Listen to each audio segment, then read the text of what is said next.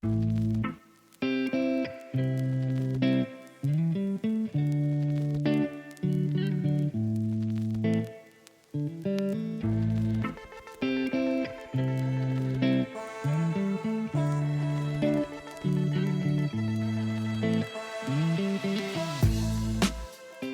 and welcome to Movie RX, where I prescribe entertainment one movie at a time. I am your host, Dr. Benjamin, and I'm a doctor in the same way as Dr. Dre, because it's catchy. Honestly, I don't know why they call him Dr. Dre, but I figure if he can call himself a doctor and not get in trouble for it, then I should be able to, right?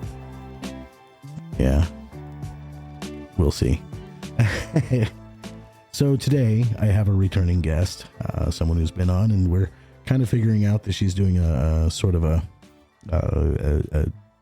series of movies, the Studio Ghibli series, I guess we'll call it. Welcome, Chrissy. Hello. Alrighty, so today, Chrissy's brought us another conversation about Studio Ghibli, because that's what we do. And today, we're talking about another one that I kind of struggled a little bit with, but not near as much as Totoro. Today, we're talking about Castle in the Sky. So, what made you pick this one?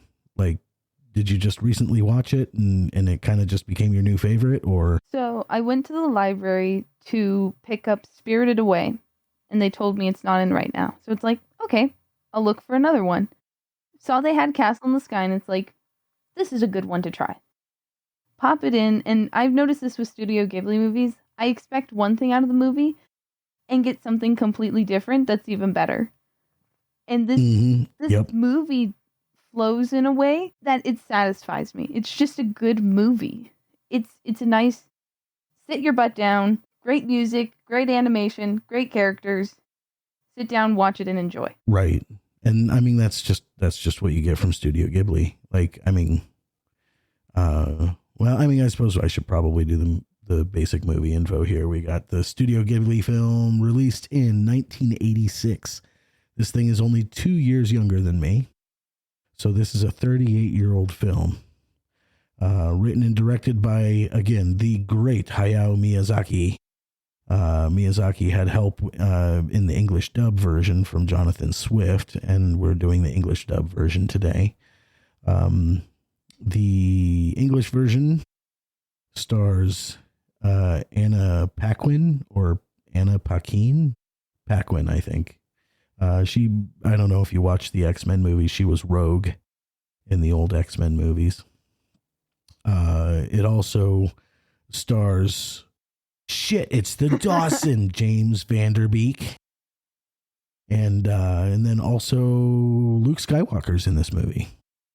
Mark Hamill. So yeah, they kind of like, I mean, especially for that time, 1986, Anna Paquin and James Vanderbeek, they were both very young. And Mark Hamill, I'm pretty sure Mark Hamill will always be like a child at heart. There's no way that you can play, two completely different roles like Luke Skywalker and the Joker, and then not be a child for the rest of your life. I didn't realize he was in this movie until I read which character Mark Hamill was. I couldn't even recognize his voice at the time. Yeah, that's, he does a really great job with his voice acting. Like, and a lot of the time it's like he's not even trying, and he can just make the slightest change to his voice, and it makes it just sound completely different. Yeah. Like, I don't know. He's a very talented voice actor. I was really kind of surprised that he ended up being more into voice acting than regular movies. But yeah, he's just badass. Now the IMDb description on this, let's see. How do you think Jamie will feel about this one? Pazu's life changes when he meets Sheeta, a girl whom pirates are chasing for her crystal amulet, which has the potential to locate Laputa, a legendary castle floating in the sky. That's about it. Yeah, that's a pretty good Brief description. I think that's not bad. Jamie wouldn't be happy with it because Jamie apparently needs them to read her the script before she's happy with the IMDb description. I think you need to listen to more episodes, Chrissy, because I pick on Jamie a lot. How nice of you. It's fun. It's so much fun. So yeah, this movie, this one did kind of start off a little difficult for me, to kind of begin with. As far as characters go in this movie, that's one of the things that I think really makes this movie, is the different kinds of characters. I'm not going to lie. Some of them are kind of ridiculous, but it's okay. It's okay that they're a little ridiculous, but we're probably going to start with a more obvious one. Pazu, tell me what you think of Pazu. A kid trying to find his way through the world when all of a sudden a girl falls from the sky, an angel from the heavens, practically. It's every high school boy's dream. Just some girl falling from the sky. And I'll tell you what I first noticed about Pazu is that he's really smart. Oh, yeah. Like he's super, super smart. Like, first off, he's like an engineer's assistant. Mm-hmm. Like, I don't know how old he's supposed to be, but definitely younger than I think an engineer's assistant should be. I looked up their ages, Sheeta and Patsu's age. Yeah. Sheeta's 13, Patsu's 12. Yeah. See, 12, no, there's no way that a 12-year-old is that much that knowledgeable in engineering to be able to do all those things with those pipes and stuff that he was doing for his boss, running the lift. Yeah, running the lift and all of that stuff, like fixing all the steam vents and all of that stuff. Like, he knew what he was doing. Maybe not so much with the lift, but it also sounded like he didn't really get to do that much. Nope. And he was distracted because girls falling from the sky. But so not only that, but also he catches this girl and he finds out, like he figures out pretty damn quick that her floating down from the sky had something to do with that crystal. He figured that out super quick, way quicker than I think a 12-year-old character normally would in an animated movie. And he's building a friggin' plane. Yeah. Like, this kid is smart. This kid is super, super smart. So, like, automatically, that's seriously going to be a major leg up in making me like this character because he's just brilliant, like super, super intelligent. He does jump off the roof at one point too, though. Well, except that's the whole thing. Like, what is a science-minded kid going to do when he doesn't have a whole lot of options? He's going to say, okay, so I think this crystal makes people float. Can I borrow your crystal for a second? And then he jumps off the roof. Like, that seems like a pretty sensible way to test it. Like, he didn't jump all the way off the roof. He just jumped onto a lower section and landed through it. Yeah, that it's for science. Yeah, fair enough. So I at least expect a crash pad though, or something. Okay, so maybe he's not that smart. No, he's super smart. He is super smart, and he just wanted to prove it. And I think he got a little carried away, being like, "I'm right. I'm gonna jump off this roof." Crash. Probably. Oh, and he plays a hell of a trumpet too. Oh yes, he's a really good trumpet player. Yeah, that was. I don't know if he was supposed to be like the wake up guy or something like that, but he did a good job. Maybe he very well could be the morning alarm clock for everybody because he lives up on a hill and stands on the roof with his doves or pigeons or whatever they are and starts playing trumpet every morning. Yep. And of course, like anything Miyazaki, a hell of a tune. It's catchy and something that sticks in your head. I watched that movie a second time this morning in preparation for recording today, and that song has been playing in my head all day. Just really good stuff. I plan on watching this movie again sometime this week. It's so good. Just to get it in one more time before you have to take it back. I bought it on DVD. Well, you just went and bought it. Okay. I bought it. I borrowed it from the library. Was like, I like this movie. Went to Amazon and bought it. So now I have my own personal copy. Well, that's good. The let's see here. I mean, Pazu really kind of stuck out for me as a good character. What's one of your favorites? I really like Sheeta. Yeah. She just seems like such a simple character with so much more behind her. You know, and she's very caring. She doesn't really put up a fight. She's not very like rebellious. She wants to help people and please people at some point, but she's also very selfless. She's like, stay away, Pazu. I'm going to cause you danger. Get back. You don't want to be near me. And Patsu's like, but I do. I want to go with you. And she's like, no, I'm putting you in danger. You have to go. Like, she cares more about Patsu's safety than she does her own. Right. Yeah, that's, well, and selfless characters are kind of, those are kind of a Studio Ghibli,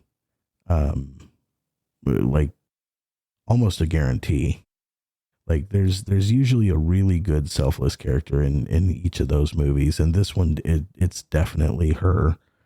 The thing that I kind of like about her is the mystery that surrounds her.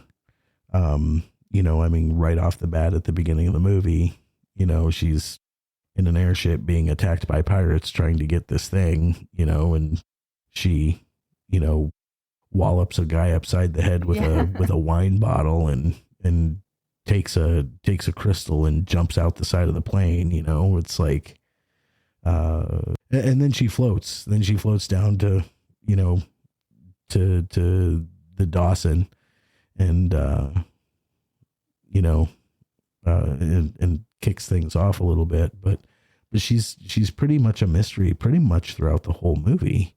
Yeah. I mean, until you really start getting into the thick of the end of the movie.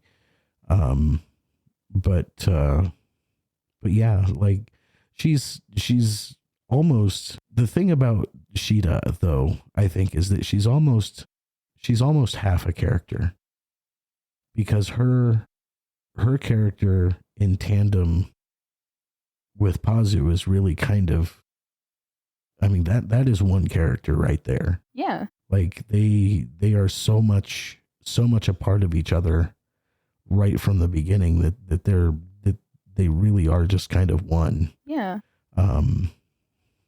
And like, and it's not even in a duality sort of way, because like sometimes you get that, like, you know, the really harsh, stern character that's, you know, with the really bubbly, friendly one or whatever, and they kind of show the duality in one character or something like that, but they're really not terribly different. No, yeah, they have at heart. They have similarities, few differences, but in a way they are both very caring about each other. They want to put each other first over themselves. And yeah, I'd say Pazu is a little more adventurous than Sheeta is. Yeah. And that's kind of one of the ways they're different. Yeah. Now, the jumping into the talking points here a little bit, we're kind of getting into another character, or rather group of characters, I suppose. They don't start off this way, but you have the Dola and her unthreatening band of pirates. Now they don't start off as unthreatening. Yeah. Like that opening scene, you get the sense that this is a formidable band of pirates that are about ready to do, like, they're about ready to pull some shit, you know? And then as the movie goes on, they start putting on like costumes and things like that. And let me just tell you the weirdness that is this one scene that just stuck with me. And that is the explode your shirt scene. This beardly dude standing there in his suit. Two beardly dudes. And yeah, and then he like flexes and blows his shirt up. And then Pazu's boss isn't to be outdone, so he does it too, and his shirt explodes. And his wife and goes... they're just both standing there flexing like, you know. And his wife's I'm not fixing that. I'm not fixing that shirt for you. No, she's not going to fix it. I'm not going to mend that shirt. Now I'm just like that. Now I laugh like a motherfucker at that scene. Like the first time I watched it, I was just like, the fuck am I watching? Like this is so fucking weird. But it's now I just laugh. Now I'm just like, it's great. I don't know. I get a kick out of it. But the thing that I really like about that scene is that that's really where you start to get the sense that the villains in this movie are awful at being villains. They are just bad villains. They don't, not bad villains as in like the kind of bad that you want a villain to be. Yeah. They just suck at being bad guys. I think that's because they're not really bad guys. Like they are kind of at the very beginning when they're chasing Sheeta down, but then they turn to be like, we're going to help you. You can come with us. We're going to help you. Right. And like, I mean, cause they're chasing Sheeta and Pazu around. I mean, everything from through the town to on the train and all of that stuff. But it's like, I mean, I don't know, man. Like, it's just so weird that their personalities, of course, I mean, the voice acting alone is just, is ridiculous and very, very commonplace for that time. Yeah. In the mid 80s, voice acting for anime was just outrageous. And it just lended more goofiness to this band of bad guys that would eventually become, that would eventually become what you didn't expect they would be. Yeah. Because their intentions and what they are after is not near as villainous as the real villain ends up being. So yeah, it was just kind of fun. It almost ends up being almost like in Moving Castle. Yes. How the Witch of the Waste was like, you thought she was going to be the big ugly baddie, but then she ended up being a part of the family. Yeah. Like that kind of a unexpected twist sort of thing. I don't know. It just kind of, it cracks me up.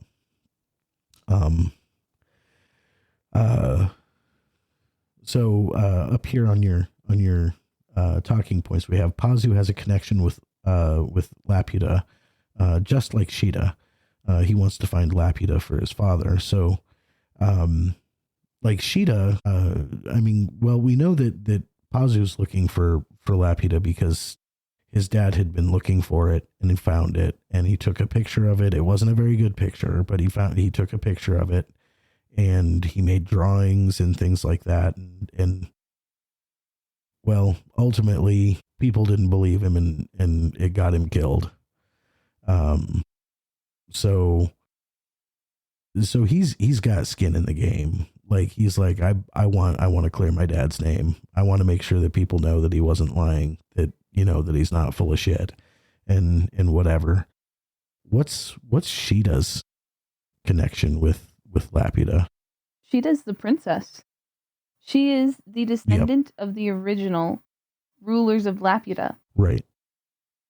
Muska actually explains this to her, translate it for her, where her real name, Lushita something Laputa, I forgot what it is actually like Lushita, true ruler of Laputa. Right. Which, I mean, she doesn't know that to begin with.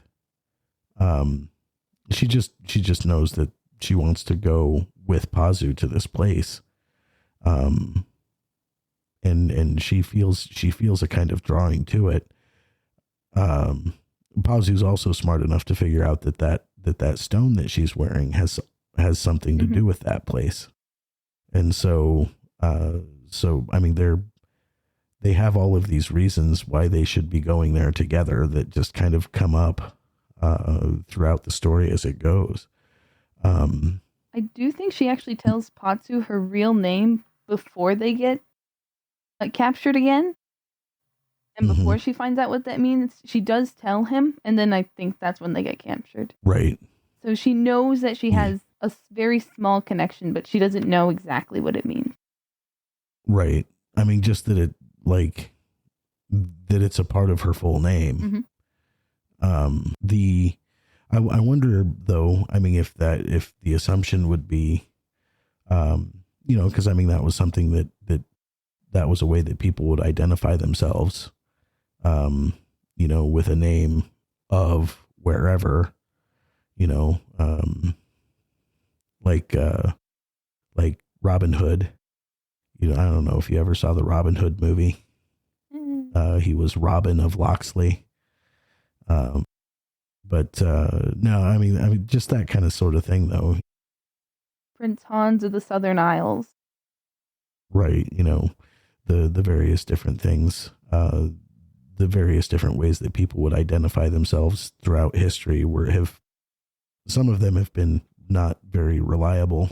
Yeah. But, and sometimes it just gets forgotten, but, as to their origins, but, I wonder if that's kind of what it was for her, was just that, like, that was her last name.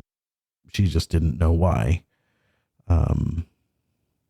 But yeah, I don't know.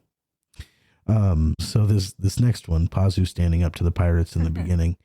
Tell me a little bit about why you put this one on here. He's trying to be so brave. That's the shirt exploding scene again. He's standing next to his boss, all big and tough. Like, he looks like he's fighting against a bear. Like, some people say, if you make yourself all big and tough, stronger than the bear, then the bear will flee. That's what it kind of looks like. He's like a smaller creature standing up to these big mean bears, until he's of course pulled away by his boss's wife. It's just funny to me the way he looks in that scene. just small little kid. Yeah. Just there. Well, and I mean, that's kind of how he ends up getting away. Through all of that is just, it's pretty easy for us to just kind of set aside those small things. Like, we get involved in whatever it is that we're doing, and it's real easy to lose track of a little somebody, but yeah, no, I don't know. Like I said, that scene just weirded me the fuck out before, but like, I don't know. It kind of became one of my favorites, after watching it a couple of times to do this episode. So, now, what's this next one here? Explain this next one to me. So when Pazu gets pulled into his house by the pirates and they tie him up, just before they leave, one of the pirates in the background goes, "Pazu loves Sheeta." And every time I hear that, it makes me laugh, because that's such a childish thing to do. That's something that we've all done. I'm trying to remember. You love him. I'm trying to remember who it was that did that voice. But it's a more, I'd have to look it up. But yeah, I think I'm just going to look it up, because you just hear that in the background, and it's very faint. You kind of have to turn up the volume, but just like, wow, that's such a childish thing to do. You really are not good villains. Right. Well, and it's, oh, geez. What's it trying to do here? God, I'm getting messages all over the place. Top cast. What was his name? It was, Louis. Louis. That was Louis. And an interesting bit of information for anybody watching this movie. That is Mandy Patinkin that does Louis' voice. Mandy Patinkin, I don't know if you know who that is, Chrissy. Did you ever see Princess Bride? Yes. Mandy Patinkin was the Spaniard. You killed my father, prepare to die. That was Mandy Patinkin. He was also in Homeland. He was in Dick Tracy, Alien Nation. He was in a lot of movies, but in a lot of TV shows. But yeah, so Louis was voiced by Mandy Patinkin, which it blew me away because it doesn't sound anything like him. Yeah. But super, super talented guy. Yeah, anyway. But him doing that Pazu loves Sheeta thing was just, it was silly. And I think what made it so funny for me was imagining Mandy Patinkin doing it. Yeah. And we kind of talked about your next talking point, the how Dola's sons are just kind of the worst ever pirates. They're just awful at being pirates. But like, I think they're only pirates by technicality. Yeah. Because like, I don't think it has anything to do with the fact that they want to do all of these piratey things. I think that they're just going along with what their mom wants to do. That's even what they say.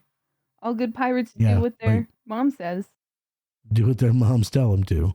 Yeah. And like, and so because of that, like, them being silly is totally forgivable. Like the desserts thing. And like you've got on here that they're kind of absent-minded. Absent-minded is the softest way to put that. I mean, these guys are kind of dumb.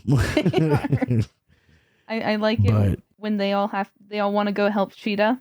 They're like, Sheeta, you need some help. And then they see that the other brother's there and it's like, what are you doing here? I thought you were sick. And the other's like, I wanted to help her. I'm peeling potatoes for her. Right. I'm going to scrub some dishes for her. They've all got their own stuff to do, but nah, they'd rather help Sheeta. Yeah. So eventually we start to find out more about Laputa. As they get in there and they start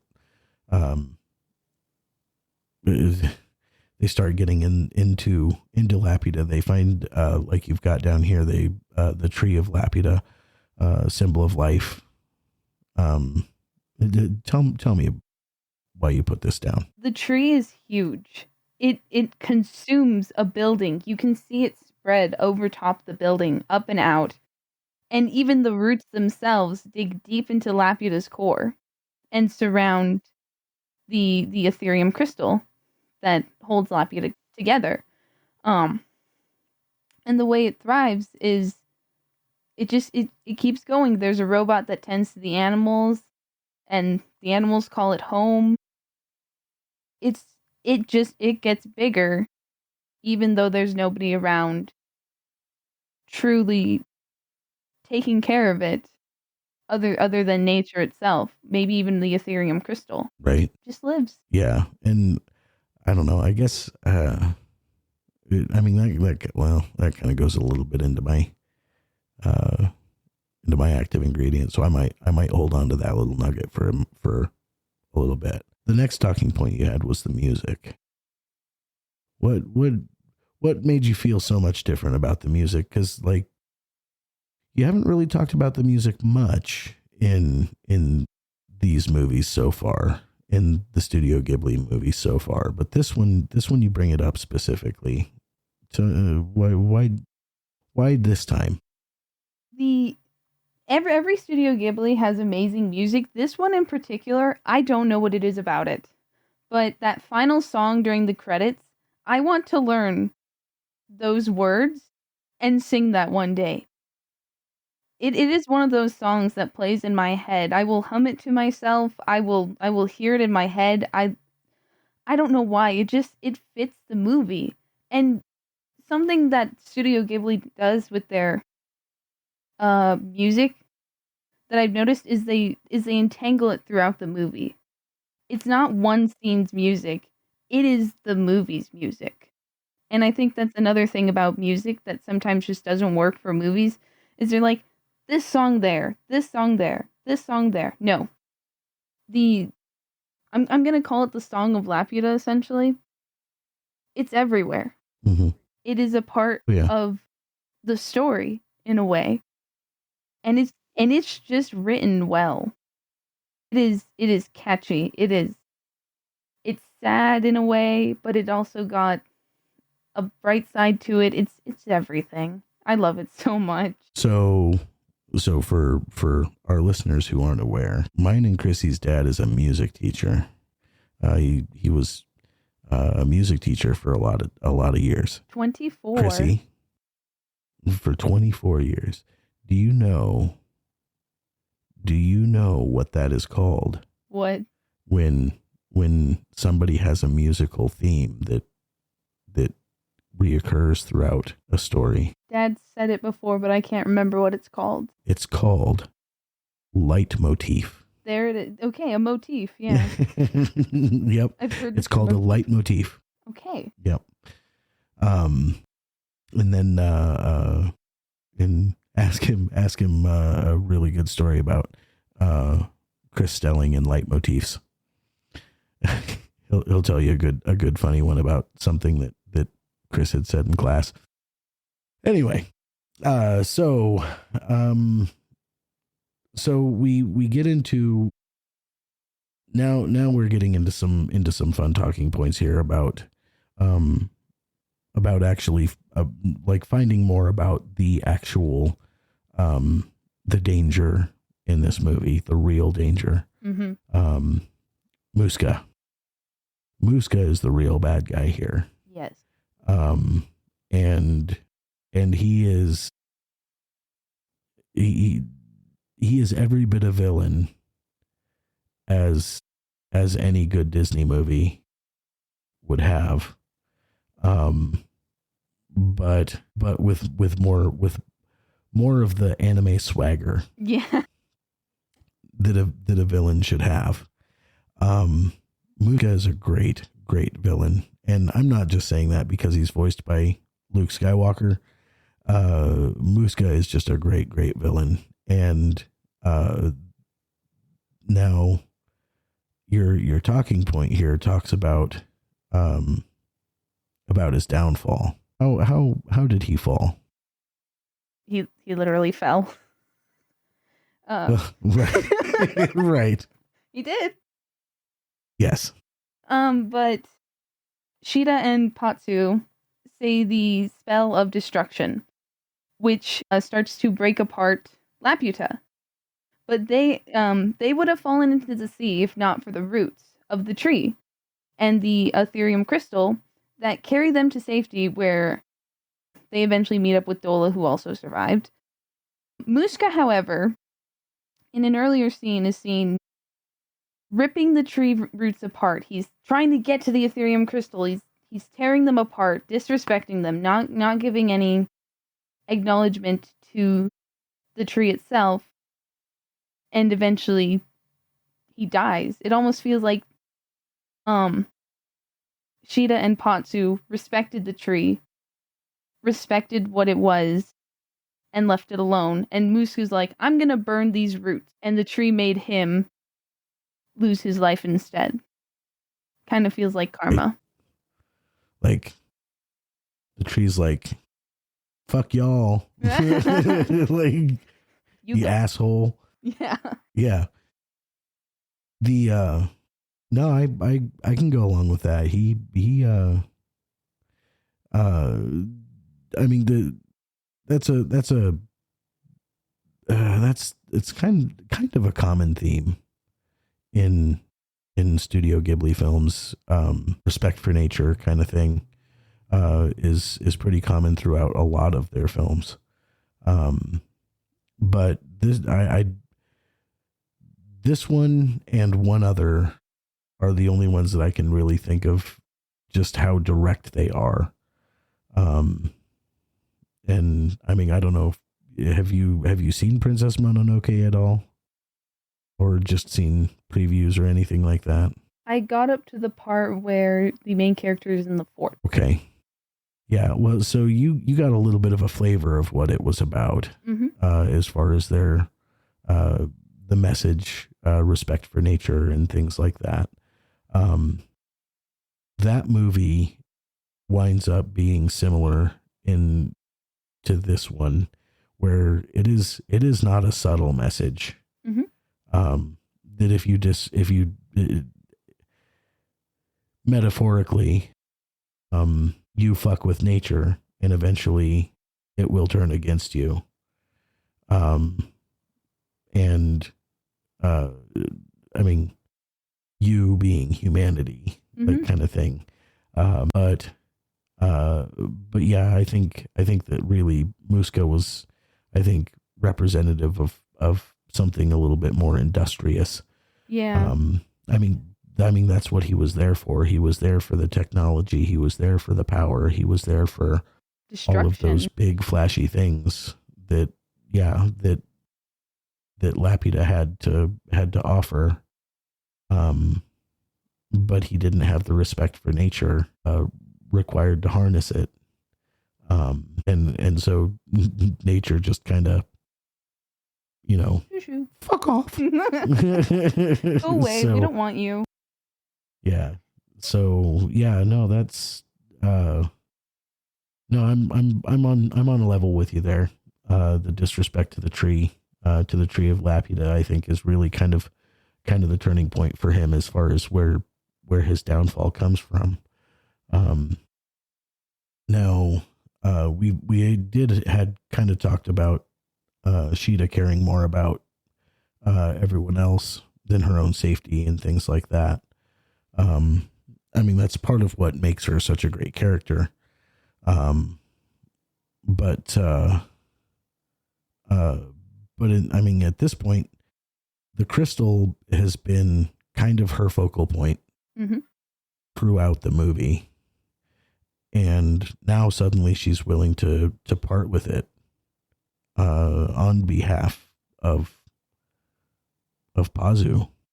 Everyone, actually. So, well, yeah. I mean, well, really, yeah. But yeah, I mean, that's just kind of a crazy cool thing as far as I'm concerned, is that, like, the perceived selflessness, or I guess rather the selflessness over the the whatever was perceived to be more important. It kind of brings up that flavor of the Spock thing, the needs of the many outweigh the needs of the few sort of thing, in a different sort of way, I guess. But that scene where she steals the crystal from Muska and runs is one of my favorites, because you just see Muska walking at one point to try and catch up to her, and she's just booking it, and here's Pazu. And that's when she reaches through to give him the crystal, and it's like, take it, just take it. And Pazu's like, no, I want to help you. And she's like, go, he's coming. And then she gives him the crystal and darts off before Muska tries to shoot him, and warns Pazu that if you don't give me the crystal, Sheeta's gonna die. Right. Yeah. And yeah. That's pretty much it. And then they go to the throne room, or what used to be, and she goes, this is not a throne room. This is a tomb for you and I. Right. Well, and I mean, luckily we don't really feel like it goes that way for them. I mean, when all is said and done, it feels very much like they might have had an opportunity at that happily ever after sort of thing. Yeah. Very quietly, which, I mean, I don't know that this story would be, it's predictable, but how else do you want it to end? Yeah. Like, I mean, we don't want either of them to die. No. I mean, that's awful to hope that a 12 or a 13-year-old dies. But I mean, honestly, what other change are you going to have in this movie? I mean, with it being anime, I suppose she could turn into a tree or something, but like, we don't want to retroactively give Miyazaki any ideas. I think the best ending to the movie is the one you expect. You don't want something so far left. Like, you don't want them to just drop, oh yeah, she's been ill this whole time, and to be like, why you gotta do this? You can't just take my favorite character away. Right. I like it when they give you the ending you expect, because then you feel satisfied. Right. You have a happy ending. If you want to give it to me in a different way, then that's fine. But no, I dig. So tell me, what's your active ingredient for this movie? Honestly, friendship, kinda. Friendship and connection. We see Sheeta and Pazu make friends with each other, and eventually friends with the people who were originally enemies, the Dola gang. We see them not... Pazu doesn't view the Dola gang as a threat anymore, and he goes, let me join you. If you're gonna go get Sheeta, I want to come with you. I want to be there. And Dola's like, okay. Showing that, there are friends everywhere, and you might not know it, and all you have to do is take the first step. Like, it's a two-way street. Like, if you make the first step, then the other person might. And in that moment, Dola made that second step to help get the two back together. And even at the end, we see Sheeta's connection with Dola. She's kind of like, shut up, I'll get you a new ship, to her husband. And then to Sheeta, she's like, no, not your pigtails. Right. Such a tragedy having your pigtails shot off. Right. Oh, yeah, that's good. Gives me the warm fuzzies every time I hear that.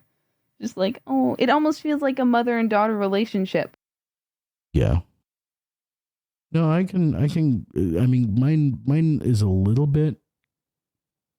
has a little bit to do with the human connection thing. Ultimately what I took from this movie was the themes of technology and power, and the importance of human connections. You have this advanced technological powerhouse city. Yeah. Laputa. Floating makes it isolated, which is kind of a message of itself. I mean, the isolation that comes with power and technology is just a part of what it is.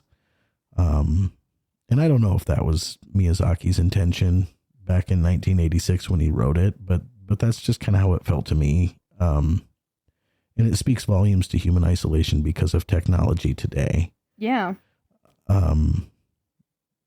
Laputa is empty and overgrown. And to me, that kind of showed that technology is kind of useless without human connection. It loses its purpose. Mm-hmm. And Sheeta and Pazu, they kind of represent the importance of human relationships, and its effect around technology. So really, I think what I take away is that despite our technology, we need to remember to stay connected with each other. Yeah. Now, I'm not saying to go get rid of your stuff, because that's dumb. Mm-hmm. I mean, we live in the age that we live in. Technology is a part of it, and we need to accept that. But but we still need to make an effort in people. Yeah, technology shouldn't be a replacement for people. Right. You have to go. And that's kind of what I took from it. So yeah. Thank you. Thank you for bringing me this one. It was difficult, but ultimately I did really enjoy it. So, thanks for coming on. Yeah. Yeah. And, we'll look forward to having you on for another couple of, Ghibli films later on. So Round 3. Round 4. Round 4, that's true. Yeah, because now what have we done now? We've done Howls, Totoro, and Castle in the Sky. And Castle in the Sky. I gotta remember when I'm releasing these to put Castle in the Sky out after the cat or after Totoro. Now, if you have a movie that's been medicine for you and has influenced you in some way and you'd like to be on the show, just let me know and we can have you on. You can email me at contact@movie-rx, or you can text or leave a voicemail at 402-519-5790. If you have anxiety about being on a microphone, that's okay. I get it. You can send me an email or text message with a movie and how it is medicine for you, and I can talk about it on an episode with somebody. Remember, this movie is not intended to treat, cure, or prevent any disease, and we'll see you at the next appointment.